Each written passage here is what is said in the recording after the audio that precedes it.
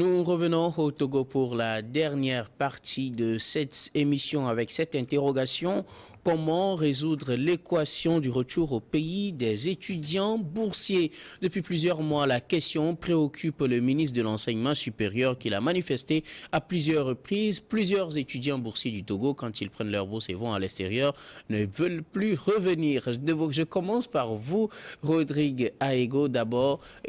Quel regard portez-vous sur cette situation avec cette tendance qu'ont les boursiers togolais de ne plus vouloir rentrer au pays? Cause à effet. Et c'est quoi la cause? Une chose, c'est de donner des bourses aux gens, d'aller se faire former ailleurs. Et l'autre, c'est d'avoir un mécanisme qui permet à ce que les gens reviennent développer ce qu'ils ont appris et qu'ils vivent convenablement, parce que vous les envoyez avec les bourses à l'extérieur, ils finissent par se mouler dans le style de vie du pays ou des pays des pays d'accueil. Et vous les ramenez dans la précarité pour, dans un premier temps, vivre dans quelles conditions, vivre dans quel environnement et gagner combien à la fin du mois. Ça, c'est la première question. Ou bien, ce sont mes trois premières questions. Et je donne l'exemple, par exemple, d'un chien que vous élevez chez vous. Et tout le monde sait que lorsque vous ne donnez pas assez à manger à ce chien, il va finir par devenir le chien du voisin, qui a toujours sa poubelle bien remplie. C'est-à-dire que les gens ont des raisons de partir, d'aller rester ailleurs. Aujourd'hui, si on demande à tous les Togolais, hier, c'était les médecins. Après, les enseignants. À un moment donné, des corps habillés qui ont demandé qui se sont déshabillés et qui ont désintégré les rangs et qui sont partis. Et aujourd'hui, on nous parle de boursiers, mais avant les boursiers, il faut parler des journalistes. Si aujourd'hui, on demande, par exemple, on ouvre, on dit à les journalistes qui veulent faire du journalisme et gagner leur vie. Bon, vous avez le choix entre le Togo et ailleurs. Écoutez, donc, avec ça, comprenons tout simplement qu'il y a problème. Et s'il y a un problème, c'est des boursiers qui sont payés avec l'argent de l'État. Oui. Alors, est-ce que quelque part, le ministre n'est pas dans son droit de vouloir qu'ils reviennent parce qu'ils sont payés à la charge de l'État? Il y a une année, on avait envoyé certains Togolais en Israël pour aller apprendre le système agricole d'Israël. Et eux, ils sont revenus. Parce que c'était pour venir développer le secteur agricole au Togo. Ils sont revenus. Ils sont devenus quoi aujourd'hui? Ils sont devenus quoi? Ils sont devenus quoi? Les gens ont j'ai lu, on dit qu'il faut que les familles signent des engagements. Les gens peuvent revenir 2-3 mois, ils vont repartir. Parce que, écoutez, celui qui a goûté le miel, vous l'installez à côté du sel, il n'aura pas les mêmes réactions. L'expression de son visage ne sera pas la même. Merci beaucoup. Et donc, Rodrigue, il faut aujourd'hui poser clairement le problème et se dire, au lieu de s'agiter, pourquoi? C'est vrai que vous nous posez la question, pourquoi? Quelles sont les conditions de travail aujourd'hui? Quelles sont les conditions de vie au pays? Ailleurs, les gens ont la liberté d'expression. Quand je dis la liberté d'expression, ce n'est pas une liberté, comment dirais-je, embrigadée. Non. Mais aujourd'hui, quand tu viens, tu travailles et tu dis, ben, les conditions dans lesquelles je ne travaille pas ne m'arrangent pas. Donc, il faut de meilleures conditions pour que je démontre que je maîtrise mon travail. Mais écoutez, tu ne vas pas les avoir. Ils ont envie de prouver qu'ils savent faire quelque chose. Merci. Ouais. Valentin Mayaba. Oui, non, en fait, je crois l'État a la solution à cette interrogation, parce que aujourd'hui, si vous avez des besoins qui sont exprimés sur le plan local, au niveau du Togo, on peut vous demander le nombre d'étudiants dans tel domaine, vous pouvez les former. Mais on ne peut pas former des jeunes qui reviennent et ils seront désœuvrés. Ça, je suis désolé de l'exprimer comme ça. Parce que le mal, c'est quoi?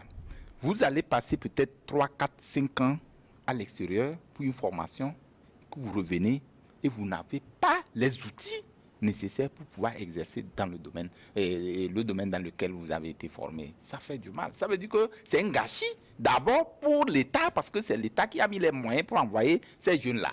Maintenant, s'ils reviennent, déjà que là-bas, peut-être que la demande est forte, et qu'ils soient là ici ne rien faire, le choix est clair. Donc, il peut revenir, comme Rodrigue l'a dit, mais un de ces 4 matins, avec des relations déjà qu'il a déjà nouées là-bas, il peut repartir. Mais ce que nous déplorons souvent, c'est lorsque, quand on dit il y a telle puissance ou tel pays qui envoie des bourses pour des étudiants, et vous faites des formalités que vous allez, et l'État envoie avec les frais, tout ce qui concerne, et qui ne prévoit pas des mécanismes pour leur retour, enfin, pour l'insertion, dès qu'ils soient retournés, dès leur retour du pays de formation, du pays d'accueil, il faut forcément que l'État commence à y penser. Parce que notre problème, c'est que nous ne sommes pas un pays industrialisé et qu'il n'y a pas des industries ou des usines pour employer cette jeunesse-là. Alors, il y a aujourd'hui, mais malheureusement, vous allez voir plusieurs filières qui sont créées, mais si ces personnes-là finissent, ces jeunes finissent, on vous dit allez exercer, nous ne pouvons pas parce qu'on n'a pas ces réalités-là ici chez nous au Togo. Et qu'est-ce qu'il faut faire pour qu'on puisse résoudre ce problème? Je pense que l'État doit identifier les besoins qui sont exprimés au niveau local. Comme on nous parle aujourd'hui avec, surtout sur le plan agricole, avec la PIA, la plateforme d'identité qui est là-bas, qui a besoin forcément des ingénieurs ou des étudiants dans la matière, on peut identifier ces besoins-là et les former, les suivre.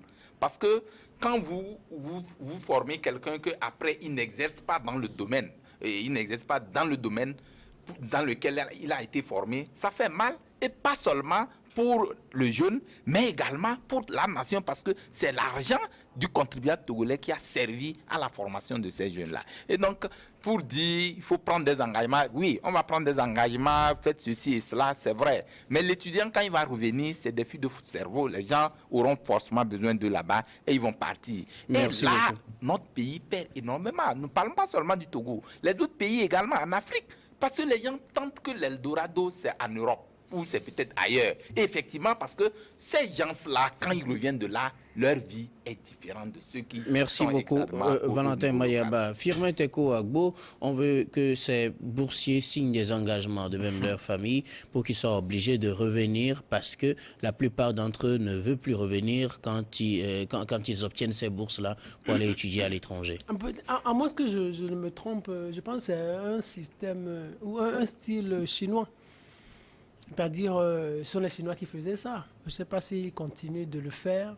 Mais à ce niveau, au niveau des Chinois, c'était tout un programme qui a été fait c'était une politique sérieuse qui a été menée sur un certain nombre d'années. C'est-à-dire, les Chinois, au départ, ils ont ciblé un certain nombre de domaines. Oui. Et ils se disent, on vous envoie, vous allez faire 5 ans. Vous venez, vous devenez enseignant dans ce domaine et on ouvre des structures dans ce domaine-là. Donc, quand vous venez, vous formez des gens et il y a du boulot qui se crée et on fait porter ce domaine-là. Et c'est comme cela, les Chinois se sont développés, ils ont pris pratiquement tous les domaines dans le monde. Partout, ils sont présents. Donc, mais au départ, ils n'étaient pas comme ça. Donc, ils sont allés en Europe, aux États-Unis, partout. Et ils sont revenus avec de l'expertise, de l'intelligence nouvelle et ils ont construit la société. Maintenant, ici, au Togo, Oui, allez-y. Ici au Togo, le problème, c'est au niveau de la planification. Est-ce qu'on a déjà fait la planification? Est-ce qu'on a déjà planifié? Parce qu'il ne sert à rien de signer des engagements avec les familles.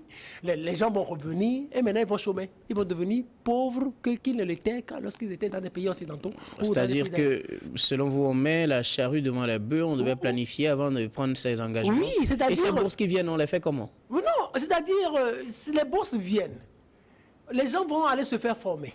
Maintenant, quand les gens reviennent et ils ne trouvent pas à faire, à quoi ont servi ces bourses? L'État a perdu. Le pays même qui nous a accueillis, qui nous a envoyé des bourses, aussi a perdu. Parce que la compétence, au fait, que nous avons acquise n'aura plus servir à grand chose. Dans la meilleure des choses, moi je dis, il ne faut pas seulement se jeter pour peut-être menacer après. Vous signez des engagements devant vos familles et vous ne revenez pas. Non, les familles aussi en signent, selon... Oui, Ouais, c'est la les famille familles vont en signer Oui, vous aussi. vous signez et après peut-être on vous menace ou on menace votre famille. Je pense que c'est comme ça se faisait en Chine. Vous ne revenez pas, donc il y a une menace qui pèse sur votre famille. Est-ce que c'est ça? Moi je me dis, c'est une question de planification. Il faut se dire, sur les 30 prochaines années, voilà notre politique de développement. Et dans cette politique de développement, il y a tel domaine, tel domaine, tel domaine. Vous allez, vous faites former, vous venez vous occuper tel domaine, on met des moyens, on crée des structures, on crée des écoles, et au fil du temps, maintenant on renouvelle la compétence, on crée d'autres personnes, on crée d'autres têtes. Et c'est comme ça. Et maintenant il y a de la richesse qui va être créée, il y a de l'emploi qui va être créé, il y a des domaines qui vont être, qui étaient entre-temps négligés, qui vont être maintenant... pardon, viabiliser. Je pense que si on fait comme ça, ça pourrait aider. Firmin Teko Agbo, à vous écouter, on a l'impression que c'est parce qu'il n'y a pas d'emploi que les boursiers ne reviennent pas. Est-ce bien le cas? Oui, c'est bien sûr. Il y a ça, c'est un élément important. C'est parce qu'il n'y a pas d'emploi. Regardez par exemple, il y a aussi, vous savez, j'ai des amis qui ont fait ici, qui étaient médecins, qui ont fait ici, à l'université de Lomé, qui étaient médecins ici. Maintenant, eux, ils n'ont pas eu la bourse, ils se sont débrouillés, ils sont partis. Ils travaillaient dans les centres hospitaliers universitaires. Et bien, je leur demande, est-ce que vous allez revenir? Ils disent non, que là-bas, les conditions sont meilleures. Vous imaginez? Ils ne vont plus revenir. J'ai des amis qui ont fait le droit ici, à l'université, on a fait le droit. Moi, je parle de deux. Il y a un qui dit, bon, il est bien à l'aise.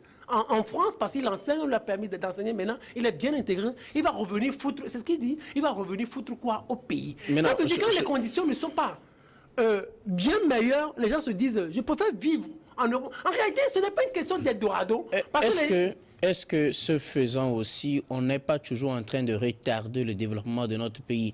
D'abord, sur le premier aspect, j'ai l'impression qu'à vous suivre, on penserait qu'il n'y a pas vraiment de travail au Togo. Et pourtant, il y a des gens qui continuent d'être embauchés au Togo. Est-ce que tout ce qu'on envoie, leurs filières n'ont pas de débouché au Togo, ou bien c'est parce qu'ils n'ont pas la bonne volonté de revenir? Non, il y a aussi cet aspect-là. Il y a des gens qui ont eu des formations et dont les débouchés n'existaient pas au Togo. Et maintenant, pour ceux dont les débouchés existent au Togo, pourquoi ils ne reviennent pas? Non, parce qu'ils se disent que les conditions ne sont pas meilleures. Il y a les conditions qui sont meilleures. Il y a ces conditions qui sont meilleures. Mais vous avez touché un point important. Vous savez, nous, au niveau du Centre de recherche de géopolitique internationale que nous dirigeons, nous mettons un accent particulier sur le patriotisme. C'est-à-dire qu'il faut amener les gens à aimer leur patrie. Donc lorsqu'ils aimeront leur patrie, ils pourront accepter, faire n'importe quel sacrifice. Mais encore que l'emploi, le travail là existe. Et la personne, il y a des gens qui font ça quand même. Hein. C'est-à-dire, ils se disent, avec tous les tracas rencontrés en Occident, ils préfèrent peut-être gagner 300 000 ici que gagner peut-être 3 000 euros en France. Il y a des gens que nous avons connus. Mais ce n'est pas tout le monde. Mais la meilleure des choses que nous demandons, c'est qu'on mette en place un système de planification sur un certain nombre d'années. Et là, regardez, il y a des domaines porteurs que nous ne développons pas. Il y a l'aéroportuaire, il y a le port. Merci, on a bien compris. On a bien compris, Firmin Teko Agbo. Oui, Rodi Gaïgo, est-ce que, quelque part aussi, ce n'est pas avec cette envie démesurée de beaucoup trop gagner qui fait que certains boursiers, je dis bien certains, refusent de revenir parce qu'on sait qu'avec leur formation, ils ont quand même des débouchés ici? Écoutez, on ne peut pas interdire aux gens d'avoir envie de bien vivre. On ne peut pas le leur interdire. Mais dans ce genre de situation, à quand aurons-nous le développement si ceux qui sont formés aux frais de l'État à l'extérieur pour revenir porter les moteurs de développement refusent de rentrer au pays? J'ai souri quand j'ai écouté Firmin parler de patriotisme. On a besoin aujourd'hui de réexpliquer le patriotisme et ses implications aux dirigeants et à nous-mêmes citoyens. C'est ce que nous essayons de faire. Vous savez, quand vous prenez l'aimant, vous avez le positif d'un côté, le négatif de l'autre, ça s'attire. Mais si vous avez le positif des deux côtés, ça se repousse. Si vous avez le négatif des deux côtés, les deux faces, ça se repousse également. Je l'ai dit, une chose, c'est d'octroyer des bourses aux jeunes étudiants. L'autre chose, c'est de mettre le moyen qui leur permette à cœur joie de revenir dans leur pays pour développer le pays. Malheureusement, il y a des situations qui repoussent ceux-là. Il y a certains, ils n'ont même pas encore fini. Ils ont fait quelques activités parallèles, ils ont gagné quelques euros, quelques dollars. Et ils ont préféré créer des sociétés ici sur place ou entreprises ici sur place. Mais qu'est-ce que ceux-là n'ont pas été déçus? Des conditions. Je ne parle pas de tout ce qu'on passe tous les jours dans les journaux, comme quoi le climat d'affaires, patati patata. Moi, par exemple, aujourd'hui, j'ai un ami qui est revenu il y a une semaine. Il a créé une société de gardiennage. Quelqu'un a sollicité un agent. Il a pris l'agent, il cumule plus de 2 millions et il nargue ce dernier avec ses relations dans le système. Ça fait plus de 6 mois qu'il a thésaurisé, qu'il refuse de payer celui-là.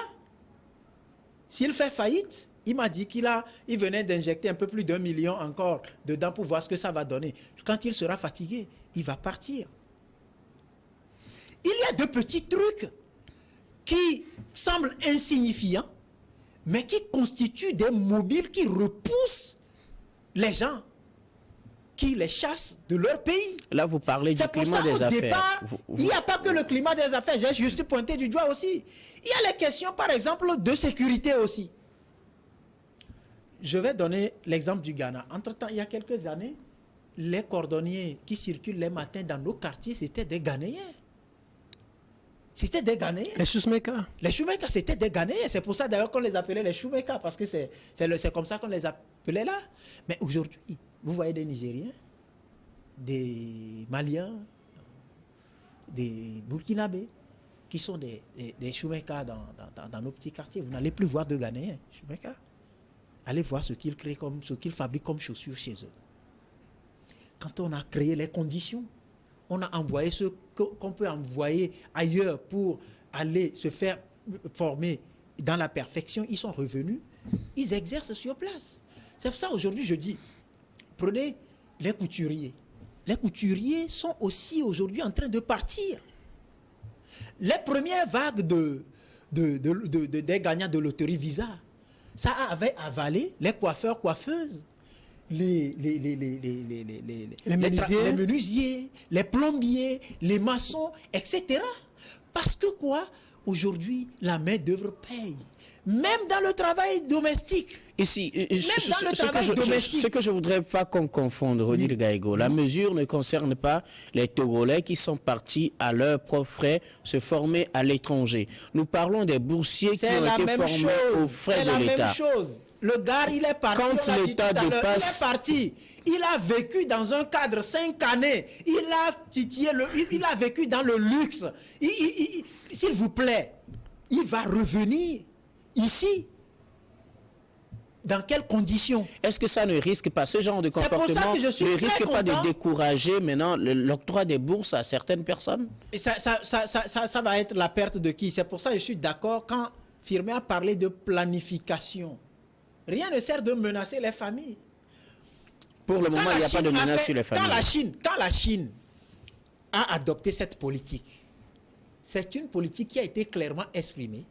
Les gens savaient ce qu'ils allaient en gagner. Ils savaient que quand je vais revenir, je vais gagner ma vie. Il y a de l'emploi déjà. Il y a de l'emploi déjà qui attend. Donc, ce n'est pas quand tu vas revenir que tu vas commencer. Vous savez que il y a eu des médecins chirurgiens qui sont des spécialistes en cancérologie qui étaient revenus ici. Il y avait 2 qui étaient revenus ici parce qu'ils aimaient leur pays. Ils veulent qu'on mette en place les structures qu'il faut pour éviter le plateau qu'il faut pour éviter que les Togolais qui sont frappés de cancer soient obligés d'aller à l'extérieur se faire soigner et ceux qui n'ont pas les moyens vont finalement laisser leur vie là-dedans. Mais qu'est-ce qui s'est passé? Si vous reprenez bien, allez voir l'Institut de cancérologie qui a été installé au Sénégal, à Dakar. C'est un Togolais. Il est parti, il a quitté ici. Ben, quand les Sénégalais ont eu vent, ils ont dit, ben, écoutez, nous, on a envie d'installer. Et si ça tient, ben, est-ce que le gars, là, vous allez lui demander aujourd'hui Ce n'est pas... si on veut régler ce problème, ne focalisons pas l'attention sur les bourses.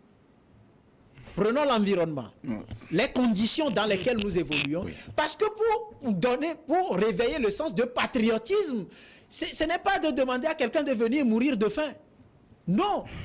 Au-delà des chiffres qu'on nous miroite, comme quoi on a fait tel rapport, le Togo est le meilleur élève de la classe, au-delà de tout ce qu'on nous... Non, il y a la réalité. Prenons la réalité.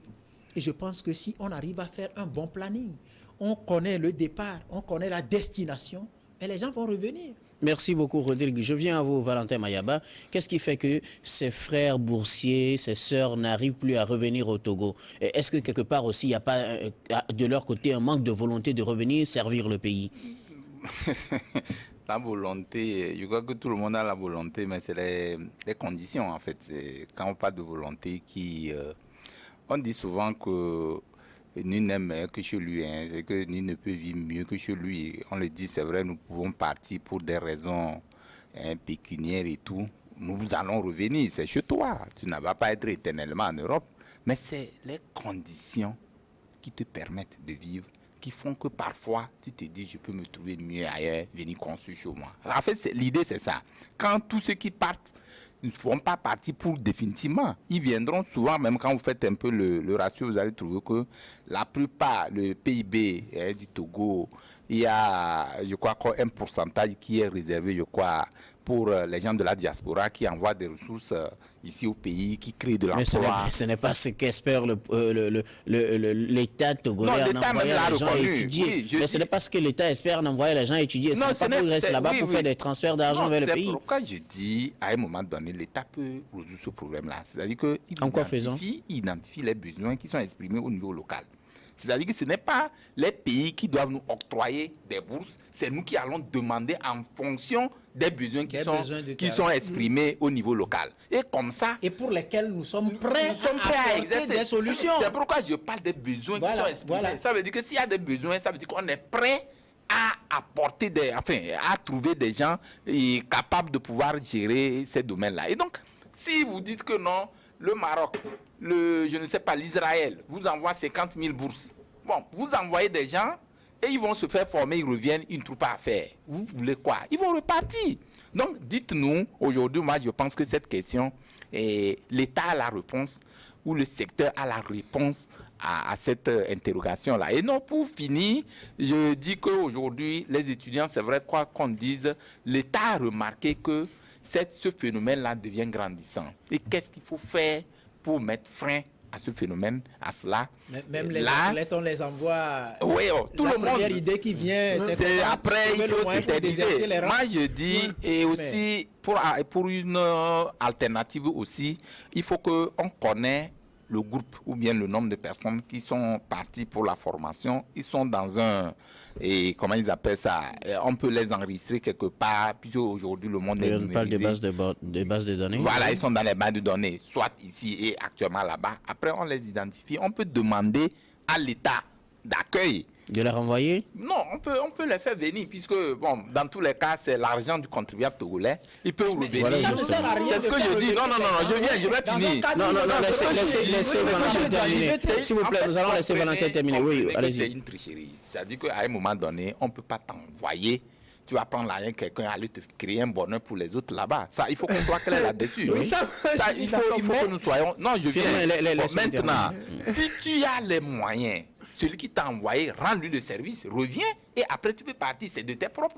Je suis d'accord. C'est de tes propres moyens, tu es parti. Vous savez... Tu ne peux pas aller avec l'argent du contribuable. Moi, qui suis ici, tout le monde paye pour ton déplacement, pour cette formation. Et tu vas après, tu disparais dans la nature. Ni l'État togolais n'est incapable de pouvoir faire les repères, ni de l'autre côté aussi, on n'arrive pas à te retrouver et tu te trouves dans la nature. Et c'est là, je dis, si cette question doit être, une réponse doit être apportée à cette question, c'est que l'État d'accueil et le pays de départ doivent quand même se concerter. Je crois qu'on peut régler autrement. Vous savez, Guillaume, merci beaucoup. Vous savez, Firmin. de tout ce que... Valentin? Non, Rodrigue Gaego a dit, j'ai retenu ceci. Il ne faut pas limiter le problème aux boursiers, même si c'est le sujet. Non, le problème, parce qu'en réalité, vous savez, il y a quelque chose qui en fait, ce qui fait la particularité des boursiers, c'est qu'ils sont pris en charge par l'État. Mais attendez, il y a quelque chose de particulier qui se passe dans nos pays africains. Vous savez qu'il y a plusieurs écoles, je l'ai dit une fois sur cette antenne, il y a plusieurs écoles qui ont le système français, c'est-à-dire quand vous allez, le système éducatif est français, il y a l'école française et d'autres. Vous allez voir au moins 5 comme ça de ces structures dans presque tous les pays d'Afrique. Et chaque pays, allez chercher, chaque pays envoie au moins 500 bacheliers de ces écoles-là en France chaque année. Et quand vous faites le calcul, ça veut dire avant qu'un étudiant, un nouveau bachelier n'aille en France, il doit avoir 5 millions sur son compte. 5 millions fois 500, c'est combien? 2 milliards 500 millions. Vous imaginez. Or, il doit aller à une école et il paye là-bas, c'est des milliards, des centaines de milliards qui quittent l'Afrique chaque année. Dans ce cadre-là, ça n'est même pas public, ça. Je ne parle pas de ce que l'État envoie. Maintenant, regardez, mais le drame dans tous les pays africains, la plupart de ces jeunes-là, après la formation, refusent de rentrer. C'est pas seulement le Togo. Ils refusent de rentrer parce qu'il n'y a pas les meilleures structures qui puissent les accueillir. Il n'y a aucun projet, aucune planification. Est-ce qu'ils ne peuvent pas venir mettre en place ces structures? Comment? C'est-à-dire, attendez, c'est ça en fait. Donc ce qui veut dire qu'il faut que l'État réfléchisse à ça. C'est-à-dire aujourd'hui on dit, nous disons que la France nous pille. La France ne nous pille pas. Hein. C'est nous-mêmes qui nous offrons gratuitement la France. Chaque année, on envoie des milliards gratuitement en France. J'ai un ami qui a fait, qui enseigne dans une de ces écoles-là au Togo. Et il dit lorsqu'il est allé en France, il a remarqué que la France investit beaucoup dans les logements parce qu'il y a une vague d'étudiants africains qui viennent chaque année. Et il y a des milliards, il y a de l'emploi qui se crée au détriment de l'Afrique. Maintenant, le deuxième exemple que je vais ajouter, vous allez voir, mais c'est un peu banal. Hein. Vous ne voyez pas que dans tous les pays africains, le championnat local a baissé de niveau. Pourquoi? Dans les années 80, même au Togo, dans les années 80, dans les années 70, 90, les championnats locaux étaient tellement développés. Parce qu'à l'époque, c'était pas les jeunes joueurs ne jouaient pas pour de l'argent. Mais aujourd'hui, les jeunes, ils préfèrent quitter parce que les Africains, les autorités africaines se sont interdits d'investir dans ces championnats-là. C'est l'investissement qui pose problème. C'est l'investissement. C'est les conditions qui ne sont pas bonnes. Les jeunes Merci beaucoup. Je vous donne un exemple. Il y a Kamambinga, que vous connaissez très bien. C'est un joueur du Real Madrid. Vous croyez, vous demandez pas pourquoi il ne joue pas dans ce pays équato-guinéen. Parce que au niveau Et la France l'a naturalisé, il est devenu citoyen français. Alors que c'est un Africain. Parce que quand l'investissement n'est pas, ou la planification n'est pas, les jeunes quittent volontairement. Merci ce que nous allons demander, Merci. nous allons faire pour aider le gouvernement, c'est que nous allons sensibiliser en termes de patriotisme, mais nous allons aussi demander au gouvernement de mettre un certain nombre d'années sur place pour pouvoir planifier tout ce projet-là. Parce qu'il ne sert à rien de menacer. Vous allez menacer, ils vont revenir. Il n'y a pas de menace fumette et quoi. Bon, oui, je termine avec vous, Rodrigue, quelques secondes. Ce problème, je crois qu'on peut régler ça avec la gouvernance. Je dis qu'il faut donner envie aux gens de revenir servir leur pays. Tout le monde a envie de servir son pays. Si on focalise l'attention sur la question des bourses, on ne va pas régler le problème. Ce n'est pas affaire de bourse, c'est que les gens sont en perte. C'est juste un minimum d'étudiants, ça. Aujourd'hui, il ne faut pas aussi focaliser l'attention sur uniquement la France ou les pays occidentaux. Moi, je sais qu'aujourd'hui, il y a une brèche qui est ouverte. Merci beaucoup. Le message est compris. Les journalistes partent pour le Sénégal et d'autres pays. Merci beaucoup, Rodrigue Gaego. C'est ce qui va mettre fin à ces débats. Ils ne sont pas boursiers. Hein? Merci beaucoup. Merci à vous également, très chers téléspectateurs, de nous avoir suivis. C'est la fin de Regards croisés de ce jour. Je vous donne rendez-vous demain pour un autre numéro.